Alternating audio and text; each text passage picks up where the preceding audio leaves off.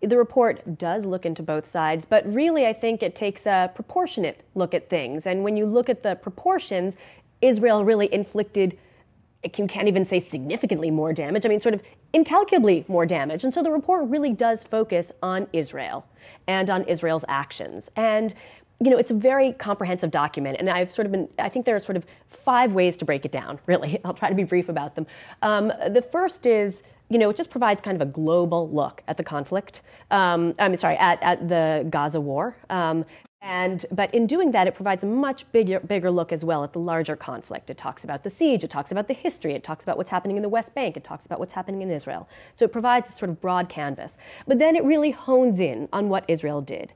And what it finds are 3 very important things. One is that Israel really was indiscriminate in its assault. It didn't bother to really distinguish civilians from combatants. And so in the process, many, many civilians were killed and harmed. 2, it actually targeted civilians, which is very, very serious, obviously. 3, is that it went after the infrastructure, the civilian infrastructure. We're talking about water, we're talking about food, we're talking about factories, the government buildings. Now, all these 3 things together really constitute war crimes. By any definition of international law, they constitute war crimes. And that's where the war crimes charges come from in this document. Then sort of the 4th thing it does, which is significant, is that it puts all of this in the context of occupation. And that's why a lot of people were angry. A lot of people on the Israeli side, I should say. They said, you're just supposed to be focusing on Gaza, but you focused on everything.